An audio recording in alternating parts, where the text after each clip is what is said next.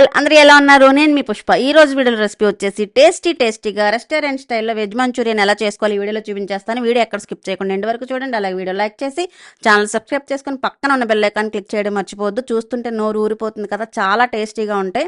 చాలా ఈజీగా ఇంట్లో ఎలా చేసుకోవాలో చూపించేస్తాను. దీనికోసం ముందుగా ఒక బౌల్ తీసుకొని ఒక కప్పు సన్నగా తరిగిన క్యాబేజీ తురుము, అలాగే సన్నగా తురిమిన హాఫ్ కప్పు క్యారెట్ తురుము వేసుకొని ఇందులో 3 టేబుల్ స్పూన్ల కార్న్ఫ్లోర్, 2 టేబుల్ స్పూన్ల మైదా పిండి, 1 టీ స్పూన్ కారం, అలాగే టేస్ట్కి సరిపడా సాల్ట్. మనం రెస్టారెంట్ స్టైల్లో చేస్తున్నాం కాబట్టి కంపల్సరీగా వాళ్ళు టేస్టింగ్ సాల్ట్ యాడ్ చేస్తారు. నేను కూడా వేస్తున్నాను. మీకు నచ్చితే వేసుకోండి, లేదంటే స్కిప్ చేసేయండి.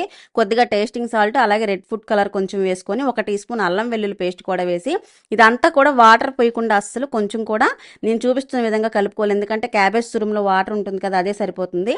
ఇలా చిన్న చిన్న బాల్లా చేసి పక్కన పెట్టేసుకొని ఇప్పుడు స్టవ్ వెలిగించి కడాయి పెట్టుకొని డీప్ ఫ్రైకి సరిపడా ఆయిల్ వేసి ఆయిల్ హీట్ అయిన తర్వాత ఈ వెజ్ మంచూరియన్ బాల్స్ వేసుకొని గోల్డెన్ బ్రౌన్ కలర్ వచ్చే అంతవరకు ఫ్రై చేసుకోవాలి. ఇక్కడ నేను మీకు చూపిస్తున్న విధంగా సేమ్ అన్ని కూడా ఇదే విధంగా ఫ్రై చేసుకొని పక్కన పెట్టేసుకొని ఇప్పుడు ఇదే స్టవ్ మీద మరొక ప్యాన్ పెట్టుకొని 2 టేబుల్ స్పూన్ల ఆయిల్ వేసి కట్ చేసుకున్న వెల్లుల్లి ముక్కలు, అలాగే ఒక ఉల్లిపాయ సన్న తరుగు, క్యాప్సికమ్ ముక్కలు, పచ్చిమిర్చి వేసుకొని 1 నిమిషం పాటు బాగా టాస్ చేసుకోవాలి. 1 నిమిషం పాటు టాస్ చేసిన తర్వాత అలాగే ఇందులో red chilli sauce, green chilli sauce, tomato sauce, vinegar, soya sauce, కొద్దిగా పెప్పర్ పౌడర్ వేసుకోవాలి.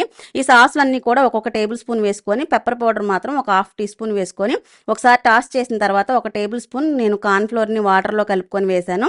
అది కూడా వేసిన తర్వాత మరొక పావు గ్లాస్ వాటర్ వేసుకొని సాస్ ఇలా లిక్విడ్లా ఉండాలన్నమాట. ఇలా అయిన తర్వాత మనం ఫ్రై చేసుకున్న మంచూరియన్స్ అన్నీ వేసుకొని పైనుంచి కొత్తిమీర చల్లుకొని స్టవ్ ఆఫ్ చేసి వేడివేడిగా సర్వ్ చేసుకున్నారంటే అంతే, వెజ్ మంచూరియన్ రెడీ అయిపోతుంది. మీరు అసలు బయటికి వెళ్ళే పని లేకుండా రెస్టారెంట్ స్టైల్లో ఇంట్లో చేసుకొని తినొచ్చు. చాలా హెల్దీగా కూడా ఉంటుంది. ఇంట్లో అయితే కొంచెం హైజెనిక్గా కూడా ఉంటుంది కదా.